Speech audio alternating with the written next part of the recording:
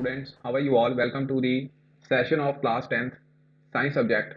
And in this video, today we will discuss about our next topic of unit first of class 10th science subject, that is chemical reactions and equation.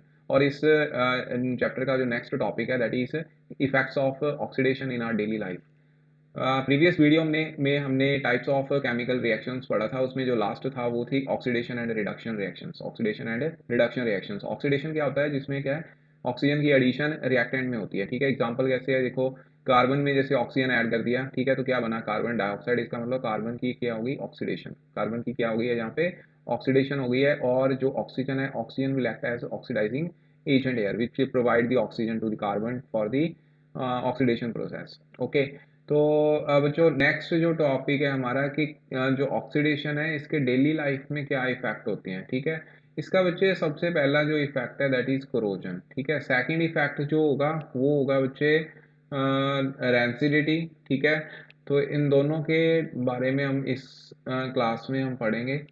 तो सबसे पहले देखो corrosion क्या है. Corrosion बच्चे basically क्या होता है? करोजन आप लोगों ने देखा होगा. वैसे तो पहले हम डेफिनेशन लिखते हैं. डेफिनेशन क्या है, आओ इस टॉपिक को समझते हैं. आप लोगों ने कई बार हम अपने घर में आयरन आर्टिकल्स देखे होंगे. ठीक है, अगर वो उनको पेंट नहीं किया हुआ तो वो आफ्टर सम टाइम उनका कलर जो है वो ब्राउन कलर में चेंज कर जाते हैं. मतलब ब्राउन कलर हो जाता है उसका कलर. ठीक है, इसका कारण क्या है? इसका कारण ये है कि वहाँ पे जो आयरन है, ठीक है, उसकी स्लो बट कॉन्टिन्यूस डिकेइंग हो रही है. ठीक है, slow and continuous decaying. Continuous decaying. ठीक है, और slow and continuous decaying of metals. बच्चे इसी को हम क्या बोलते हैं? करोजन बोलते हैं. ठीक है, क्या बोलते हैं? Corrosion. Okay, it means we can say when a metal, ठीक है, यहाँ पे हमने मेटल्स की बात करनी है, इज एक्सपोज टू मॉइस्चर. ठीक है, हवा में जो मॉइस्चर होता है, air, acid etcetera for some time. ठीक है, वो कुछ टाइम के लिए वो क्या है, उनमें एक्सपोज करते हैं हम इन मीडियम्स में. तो वहाँ पे होता क्या है, layer of hydrated oxide. Hydrated oxide is formed which weaken the metal and hence metal is said to be corroded. ठीक है, अब ये हाइड्रेटेड ऑक्साइड क्या है बच्चे, इसके बारे में आओ हम स्टडी करते हैं. तो सबसे पहले सपोज हम बात कर लेते हैं आयरन की. ठीक है, किसकी? आयरन की बात कर लेते हैं. आयरन का बच्चे सिंबल क्या होता है? सभी को पता होगा आई थिंक. आयरन का सिंबल होता है Fe. ठीक है, Fe बच्चे सॉलिड स्टेट में. आयरन का मतलब है लोहा. ठीक है, अब बच्चे क्या है, सपोज ये आपका आयरन का पीस है. ठीक है, आयरन का पीस है. ओके, अब ये जो इसकी लेयर है ये वाली, ठीक है, ऊपर वाली, ठीक, ये बच्चे डायरेक्ट किसके कांटेक्ट में आ गई? एयर. एयर में क्या क्या होता है? मॉइस्चर होता है. ठीक है, सभी को पता है. ठीक है, और there are number of gases. ठीक है, अब जब ये आयरन जो है ये इन गैसेस के कांटेक्ट में आएगा, ठीक है, डायरेक्ट कांटेक्ट में आएगा, तो होगा क्या वहां पे बच्चे? Being reactive. ठीक है, बीइंग रिएक्टिव, क्योंकि आयरन जो है वो रिएक्टिव है. डियर स्टूडेंट्स, हमने प्रीवियस वीडियो में एक्टिविटी सीरीज की बात करी थी. उसमें क्या पढ़ा था हमने? केदारनाथ का, ठीक है, माली आलू जरा फीके पकाता है. ठीक है, उसके बाद नीचे क्या आता है बच्चे? Copper, silver and gold. ठीक है, ये मेटल्स यहाँ पे आ जाती हैं. ठीक, तो यहाँ पे जो हाइड्रोजन से ऊपर जो जो भी जितनी भी मेटल्स हैं ये सारी रिएक्टिव होती हैं. ठीक है, क्या होती हैं? रिएक्टिव होती हैं. ठीक, इसका मतलब हम ये बोल सकते हैं जो मोस्ट रिएक्टिव मेटल है ये एयर के साथ बहुत जल्दी रिएक्ट करेगी. ठीक है, इसीलिए बच्चे जो सोडियम और पोटाशियम है, बीइंग मोस्ट रिएक्टिव, इनको हम कैरोसिन ऑयल में रखते हैं. ठीक है, ये याद रखना, ये आगे जाके काम आएगा. कैरोसिन ऑयल में रखते हैं बिकॉज बीइंग मोर रिएक्टिव. ठीक है, ये दोनों मेटल्स जो हैं ये हवा के साथ कांटेक्ट में क्या हो जाते हैं? रिएक्टिव होने के कारण वहां पे क्या कर जाती है?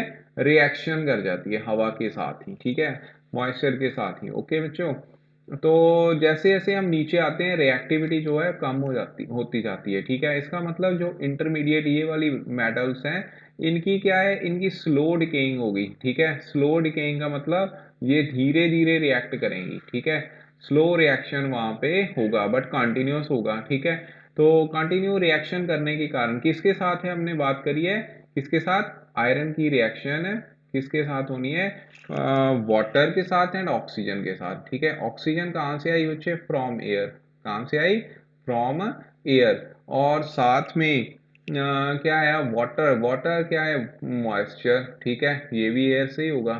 ठीक, तो धीरे धीरे यहाँ पे क्या है, रिएक्शन इन्होंने आयरन के साथ करनी है और यहाँ पे एक ब्राउन कलर का कॉम्प्लेक्स बना देना है। ठीक है, ब्राउन कलर का कॉम्प्लेक्स जो होता है बच्चे, इसे हम रस्ट बोलते हैं। ठीक है, क्या बोलते हैं, रस्ट, यही बच्चे कोरोजन है। ठीक है, और जो ये बन गया, इसको हम क्या बोलेंगे, रस्ट, रस्ट बोलेंगे। और इस प्रोसेस को क्या बोलेंगे, this process is known as, ये जो प्रोसेस चला that is known as corrosion. ठीक है, इसे क्या बोला हमने, कोरोजन बोला। ओके बच्चों, तो बीइंग रिएक्टिव मेटल, जो ये वाली मेटल है, ये क्या है, कोरोजन हो जाती है। ठीक है, जो मोस्ट रिएक्टिव मेटल्स हैं इनकी बहुत ज़्यादा फास्ट, बहुत तेज होती है इनकी कोरोजन। ठीक है, और जो स्लो डिकेइंग मेटल्स हैं, मतलब इंटरमीडिएट रिएक्टिव मेटल्स आ गई, उनकी स्लो डिकेइंग होती है। जो ये गोल्ड जैसी मेटल है, गोल्ड हो गया, प्लैटिनम हो गया, ठीक है, ये ऐसी मेटल्स हैं जिनकी कोरोजन जड़ी है,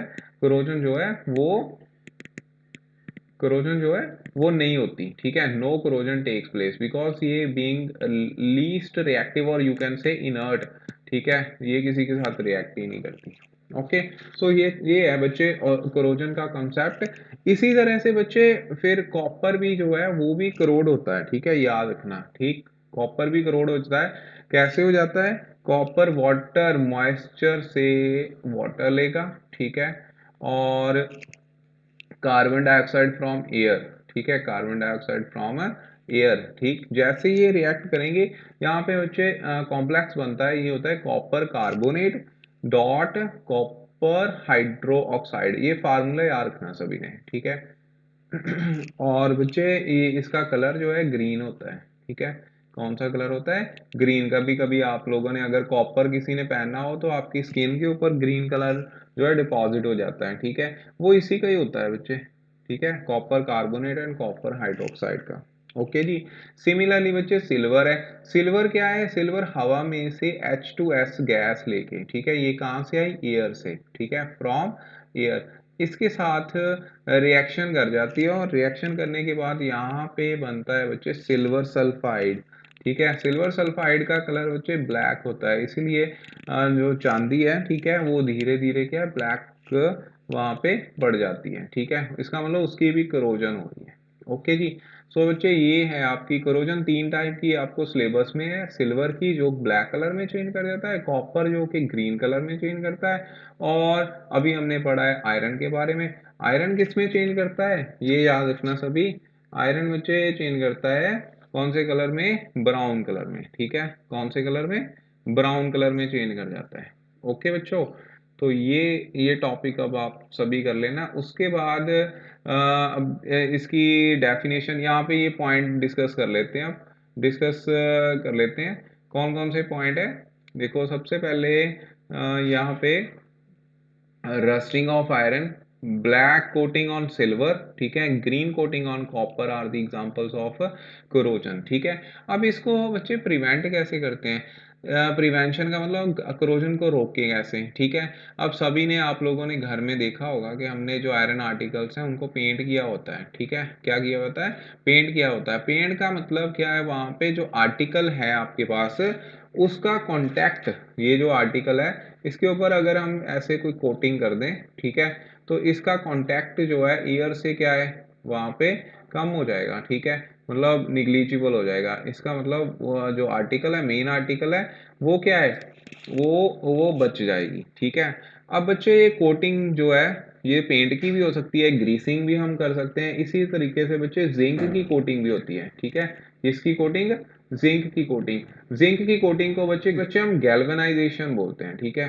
क्या बोलते हैं, गैल्वेनाइजेशन। इसका मतलब गैल्वेनाइजेशन कौन सी प्रोसेस है, the coating of zinc metal over the surface of iron और एनी आर्टिकल। ठीक है, तो इसका मतलब हम कैसे प्रिवेंट कर सकते हैं कोरोजन को, गैल्वेनाइजेशन से। अब गैल्वेनाइज्ड क्यों किया बच्चे, देखो गैल्वेनाइज करने का भी यहाँ पे जो है वो कारण है, क्योंकि आयरन जो है एक्टिविटी सीरीज में नीचे आ रहा है, ठीक है, नीचे सेकंड नंबर पे है सपोज, और ये फर्स्ट हो गया, ठीक है, इन दोनों का कंपैरिजन करते हैं तो सेकंड ये हो गया, फर्स्ट ये हो गया, तो ये क्या हो गया, मोर रिएक्टिव, ठीक है, मोर रिएक्टिव देन जिंक, ठीक है, तो ये बन गया इसके कंपैरेटिवली लेस रिएक्टिव। जो मोर रिएक्टिव मेटल है वो उसको अगर हम उसकी कोटिंग कर देंगे तो धीरे धीरे ये जिंक कोरोड करेगा, मतलब ये डिके करेगा, ना कि बेस मेटल।